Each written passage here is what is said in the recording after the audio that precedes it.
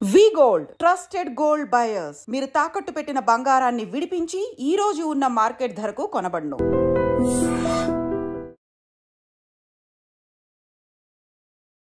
Hi hello నమస్తే welcome back to iDream media. ఈరోజు మనతో ఉన్నారు హైకోర్టు అడ్వకేట్ అలాగే ఇమిగ్రేషన్ లాయర్ అయిన పృథ్వీ గారు. ముఖ్యంగా H1Bలో I-140 రూల్ అనే దాని గురించి తెలుసుకుందాం. ఇది ఎవరికి వర్తిస్తుంది, ఎవరు దీంతో యూటిలైజ్ చేసుకోవాల్సి ఉంటుంది అనేది. Hi sir. హాయ్ సార్, H1Bలో I-140 రూల్ ఇది ఎవరి కోసం క్రియేట్ చేయడం జరిగింది? ఈ రూల్తో ఎటువంటి పనులు అవుతాయి? ఈ రూల్ ఎవరు తెలుసుకోవాలి? ముఖ్యంగా I-140 ఈ అప్లికేషన్ ఏదైతే ఉందో ఇప్పుడు మనం ఇంట్రడ్యూస్ చేసేటప్పుడు గవర్నమెంట్కి మన లేబర్ రెగ్యులేషన్స్ ఇంట్రడ్యూస్ చేసేటప్పుడు ఎంప్లాయర్కి ఎంప్లాయీ రిలేషన్షిప్ అంటే ఇట్స్ లైక్ రికమెండేషన్ లెటర్ అని చెప్పచ్చు, రెఫరెన్స్ లెటర్ అని చెప్పచ్చు.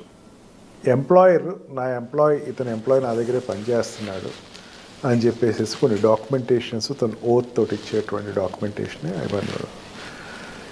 దీనివల్ల ఏంటంటే ఈ సెక్టర్లో వాడు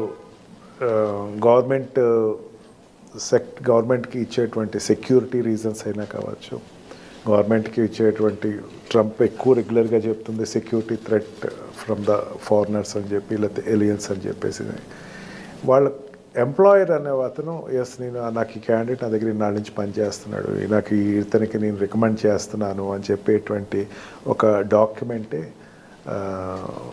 మనం ఇప్పుడు మాట్లాడుకుంటుంది.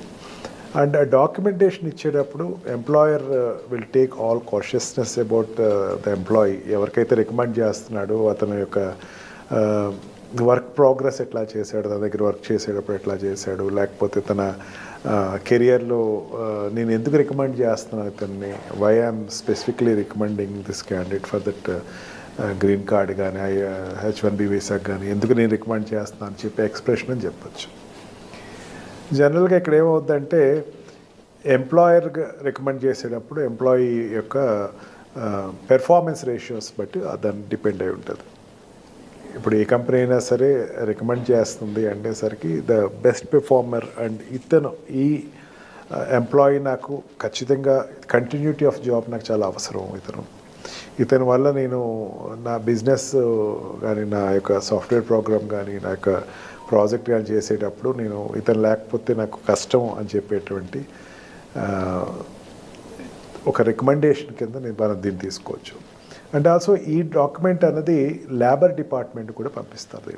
దీంట్లో లేబర్ డిపార్ట్మెంట్లో ఎంప్లాయర్స్ ఎంతమందిని నువ్వు రికమెండ్ చేస్తున్నావు అని పేపర్స్ ఏదో ఒక స్టేట్మెంట్స్ ఉంటాయి. దాంట్లో నేను పలానా ABCD అని అతన్ని మీరు రికమెండ్ చేస్తున్నాను అని చెప్పేసి వీళ్ళకి మీరు అప్రూవల్ ఇవ్వచ్చు. మీరు లాట్కి పంపించేటప్పుడు నేను వీళ్ళకి ఐఎమ్ రిఫరింగ్ దీస్ పీపుల్ అనేసరికి లేబర్ డిపార్ట్మెంట్లో వాళ్ళ పేర్లు రిజిస్టర్ అవుతాయి. రిజిస్టర్ అయిన తర్వాత ఇది ఎప్పుడున్నా సరే అక్కడ యూఎస్లో ఎన్నాళ్ళు వర్క్ చేసినా సరే ఈ 140 ఎవరు ఇచ్చారు, I-140 ఎవరు ఇచ్చారు అంటే పలానా మైక్రోసాఫ్ట్ ఇచ్చిందో, పలానా ఏదో ఒక సత్యం వాడు ఇచ్చాడో, లేకపోతే వాట్ వి కాల్డ్ ఈ సాఫ్ట్వేర్ కంపెనీ ఇచ్చిందో, లేకపోతే అండ్ ఆల్సో సైన్స్ ఈ మెడికల్ కంపెనీస్ ఇచ్చినాయో, ఫార్మా కంపెనీస్ ఇచ్చినాయో అనేది ఫస్ట్ ఎప్పుడు రిజిస్టర్ అవుతుంది. ఒకవేళ ఏదైనా సెక్యూరిటీ థ్రెట్స్ వస్తే, ఆ ఎంప్లాయీ వల్ల ఏదైనా సెక్యూరిటీ థ్రెట్ వస్తే కనుక ఇన్వెస్టిగేషన్ చేసేది ఎంప్లాయర్ మీద చేస్తారు. గవర్నమెంట్ డాక్యుమెంట్ అది. And security and defence modules అని చెప్పేసి ఇప్పుడు ఎక్కువ దాని గురించి చెప్తున్నారు. అంటే ఈ వచ్చినటువంటి ఫారినర్ కానీ లేకపోతే ఈ ఇమిగ్రెంట్ కానీ ఇతని గురించి మీరు చెప్పేటప్పుడు యూ నో హిమ్ పర్సనల్లీ అంటే verified all the documents pertaining to that employee. అతను అన్నీ నేను వెరిఫై చేస్తాను, నా దగ్గర ఉన్న నాళ్ళు చాలా బ్రహ్మాండంగా చేశాడు, ఇతని ఈ బ్యాక్గ్రౌండ్ నాకు ఇచ్చినటువంటి బయోడేటాస్ ఇవి అనే ప్రూఫ్స్ తోటి ఆ డాక్యుమెంట్స్ వేస్తారు. కాబట్టి వన్ వే ఆర్ అదర్ అతను ఎంప్లాయీకి సంబంధించినటువంటి ఒక రకమైనటువంటి ఫోర్కాస్టింగ్ అతను గవర్నమెంట్కి ఇస్తున్నాడు. It's government document. దానికి ఏదైనా మిస్ఫైర్ అయ్యి లేకపోతే ఇన్ఫర్మేషన్ పాయింట్ అతను ఇన్ఫర్మేషన్స్ తప్పు ఇచ్చాడు అని తేలితే కనుక ఎంప్లాయర్ ఏదైతే ఉన్నారో ఆ కంపెనీ మీద ఒక నిఘా పెట్టడం అనేది, లేకపోతే దాని మీద ఫర్దర్ యాక్షన్ తీసుకుంటాం అనేది జరుగుతుంది. అందుకని ఎంప్లాయర్ ఇచ్చేటప్పుడు చాలా కాషియస్గా ఇస్తాడు. ఎంప్లాయీని యాక్సెప్ట్ చేసేటప్పుడు కూడా ఎంప్లాయర్ చాలా ఇతను I'm not telling about the shell companies. అంటే ఇది చాలా క్రూషియల్ ప్రొసీజర్లా కనిపిస్తుంది, ఎందుకంటే గ్రీన్ కార్డ్ అనేది ఒక సిటిజన్షిప్కి ఆధారభూతమైనది. అండ్ మరీ ముఖ్యంగా అమెరికాలో ఇంకా కంప్లీట్గా ఒక రైట్ అనేది ఆయనకి ఇచ్చే ముందు తీసుకునే ప్రొసీజర్ కాబట్టి చాలా డెప్త్ రీసెర్చ్ అనేది ఉంటుందంటారు ఇండివిజువల్ కూడా.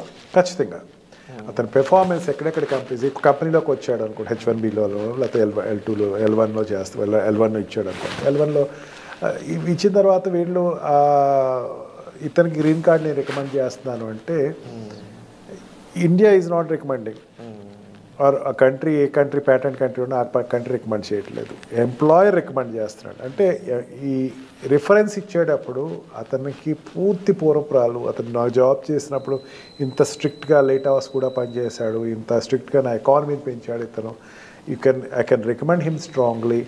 And also I know about his background, because whenever he take leaves he used to give explanation very క్లీన్గా ఇచ్చేవాడు అన్నది వెరిఫై చేసుకుని అతను గ్రీన్ కార్డ్ ఇవ్వచ్చు. గ్రీన్ కార్డ్ ఇవ్వటం అంటే పర్మనెంట్ రెసిడెన్సీ ఇచ్చినట్టు. ఇక్కడ అతను ఉండొచ్చు, ఇక్కడ మన అమెరికాలో ఉండొచ్చు. Employer is nothing but American person, American company, ఇంకో అమెరికన్ రికమెండ్ చేస్తున్నాడు, ఇంకొక ఎన్ఆర్ఐనో లేకపోతే ఒక ఎంప్లాయర్నో రికమెండ్ చేస్తున్నాడు అంటే ఆ కాషియస్ 100% వాళ్ళు తీసుకుంటారు.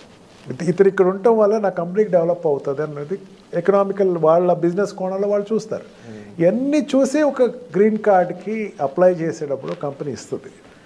అన్లెస్ వాడు స్టాండర్డ్గా పనిచేసినటువంటి కొత్తగా వచ్చిన ఎంప్లాయీకి అయితే ఇవ్వదు ఎంప్లాయర్.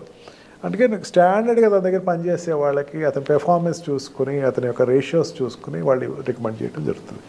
దాన్ని బట్టి గ్రీన్ కార్డ్ లాట్కి వెళ్తాడు. గ్రీన్ కార్డ్ లాట్కి వెళ్ళాడంటే రెఫరల్ ఎవరు ఇచ్చారు, పలానా వాళ్ళు ఇచ్చారు. రేపొద్దున ఏదైనా సరే అక్కడ 9/11 చాలా ఎక్కువ దుడుస్తారు. ఎప్పుడు రాకూడనేటువంటి దౌర్భాగ్యం కంట్రీకి వచ్చిందని ఫీల్ అవుతూ ఉంటారు. అందుకని ఏంటంటే ఈ డాక్యుమెంటేషన్ అనేది చాలా స్ట్రిక్ట్ చేస్తారు. తర్వాత నుంచి ట్విన్ టవర్స్ ఇష్యూస్ దగ్గర నుంచి బాగా స్ట్రిక్ట్ చేయడం జరుగుతుంది. అందుకని ప్రతి డాక్యుమెంటేషన్ ఇండియన్స్ ఇంకొంచెం ఎక్కువ కాషియస్గా ఉండాలంటారు. డెఫినెట్గా కాషియస్గా ఉండాలి.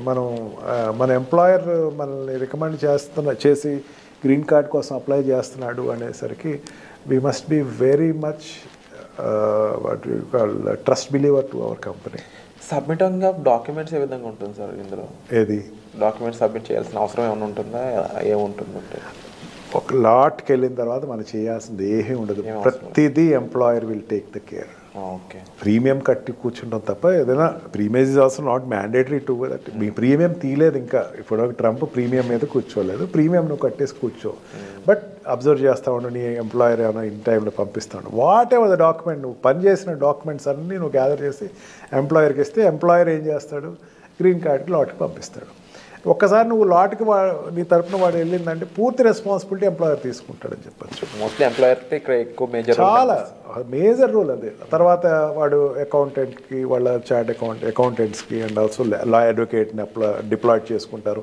అడ్వకేట్స్ ద్వారా ప్రాసెస్ చేస్తారు, కన్సల్టెంట్స్ ఉంటే దాంతో ప్రాసెస్ చేస్తారు. Anything which they have to complete June లోపల అన్ని ఏదైనా డాక్యుమెంటేషన్స్ అన్నీ కంప్లీట్ చేసేసుకుంటారు. And whatever the stuff which is there behalf of the employee అంతా కూడా వాళ్ళు డాక్యుమెంటేషన్ చేసుకుంటారు. అందుకని ఎంప్లాయర్ తోటి ఎప్పుడు కూడా రిలేషన్ బాండ్ అనేది పర్ఫెక్ట్గా ఉండాలి. Even when we say that నాకు కొంచెం స్ట్రెస్ ఫీల్ ఉందండి, నాకు లీవ్ కావాలండి అంటే ఇచ్చేస్తాడు వాడు. ఇండియాలో లాగా లేదు నువ్వు ఇది వర్క్ కంప్లీట్ చేసేసి వెళ్ళాను, ఆడే చెప్తాడు నాకు స్ట్రెస్ ఉంది సార్, కొంచెం పీర్ ప్రెషర్ ఉందంటే ఒక 1 వీక్ లీవ్ తీసుకున్నా, గో అవుట్ సైడ్ 1 మంత్ తీసుకో, అది ఇండియాకి వెళ్ళిరా ఒకసారి, కొంచెం రిలాక్స్ అయ్యిరా. ఎందుకంటే ప్రెషర్ ఎక్కువ ఉంటుంది ఎంప్లాయీస్కి, చాలా ప్రెషర్, కాంపిటీషన్ ఉంది ఇప్పుడు, అందుకని ప్రెషర్ చాలా ఎక్కువ ఉంది. ఈ ప్రెషర్లో ఏంటంటే నాకు కొంచెం I'm feeling little bonded and burden అంటే please take leave, we can postpone your schedules and we can get it అంటే చాలా ఈజీగా కూల్గా చెప్తాడు. దే విల్ అబ్జర్వ్, క్లయింట్ తోటి వాటి మాట్లాడేటప్పుడు వెరిఫై చేసుకుంటూ ఉంటారు. అండ్ హాస్పిటల్ సెక్టర్స్లో అయితే పేషెంట్స్ తోటి ఉండేటువంటి బిహేవియర్ చూస్తారు. And how they are verifying with that consultancies చూస్తూ ఉంటారు. ఇవన్నీ వెరిఫై చేసుకుంటూ ఉంటాడు ఎంప్లాయర్ అనేవాడు. నిజంగా ఇండియాలో ఈ సిస్టమ్ కనుక ఇంట్రడ్యూస్ అయితే కనుక అద్భుతం అని చెప్పచ్చు. ఇక్కడ ఎంప్లాయీ రిలేషన్షిప్ అంతా go with political and other reasons బాగోదనడానికి మెయిన్ రీజన్ కూడా ఏంటంటే సార్, ఒక కైండ్ ఆఫ్ ఇన్సెక్యూరిటీ ఇద్దరి మధ్యలో వాడు వీడిని ముంచేస్తాడు, వీడు వాడిని ముంచేస్తాడు, వీడిని షూట్అవుట్ చేస్తాడు. యుఎస్లో అట్లా ఉండదు. దే విల్ గివ్ కానీ ఒకటి మన దే విల్ ఆఫర్ కాఫీ అంటారు. కాఫీ ఆఫర్ చేశారంటే షూట్ ఇట్ అవుట్ అండి. ఓకే, అది మాత్రం చాలా కాషియస్గా వీడు ఎప్పటికప్పుడు చాలా నిజాయితీగా ఉండి నిజాయితీకి వాల్యూ ఎక్కువ ఇస్తారు అక్కడ. వర్క్ నువ్వు చేసిన వర్క్ అప్రిసియేషన్ ఉంటుంది. అప్రిసియేషన్ డెఫినెట్లీ మన వాళ్ళు హార్డ్ వర్కర్స్ కాబట్టి డెఫినెట్లీ అందుకే ఇండియన్స్ని ప్రిఫర్ చేస్తారు. చైనీస్ తర్వాత ఇండియన్స్ని ఎక్కువ ప్రిఫర్ చేస్తారు. And wonderful sir, thank you so much. ఎప్పుడు కూడా US and visa and at the same time students, immigrants దీనికి సంబంధించిన క్రూషియల్ ఇన్ఫర్మేషన్ ఎప్పుడు కూడా మాతో షేర్ చేసుకుంటూ ఉంటున్నారు మీరు. అండ్ తప్పకుండా వాల్యుబుల్ ఇన్ఫర్మేషన్ ఇది. తప్పకుండా ఈ వీడియో చూస్తున్న ఆడియన్స్ ఎవరైనా సరే, మీ పేరెంట్స్ అయినా సరే, లేకపోతే స్టూడెంట్స్ అయినా సరే, లేకపోతే ఇమిగ్రెంట్స్ ఎవరైనా వెళ్దాం అనుకుంటున్న వాళ్ళు, ఆల్రెడీ అక్కడ ఉండి చూస్తున్న వాళ్ళు, వర్క్ చేస్తున్న వాళ్ళు, స్టడీ చేస్తున్న వాళ్ళు, రైట్ ఎక్స్పర్టీస్ అనేది మీకు సార్ ప్రొవైడ్ చేస్తున్నారండి. మీరు సరైన సలహాల కోసం మీ లైఫ్లో ఈ జర్నీలో సరైన గైడెన్స్ కోసం, ముఖ్యంగా అమెరికాకి సంబంధించిన ఎన్నో విషయాల కోసం మీరు సార్ని సంప్రదించవచ్చు. ఆ గైడెన్స్ సార్ ఇవ్వడం జరుగుతుంది. పర్సనల్ అపాయింట్మెంట్స్ అనేవి ఆల్రెడీ ఆన్లో ఉన్నాయి. సో వచ్చే ఎపిసోడ్లో మళ్ళీ కలుద్దాం. Thank you so much. Thank you.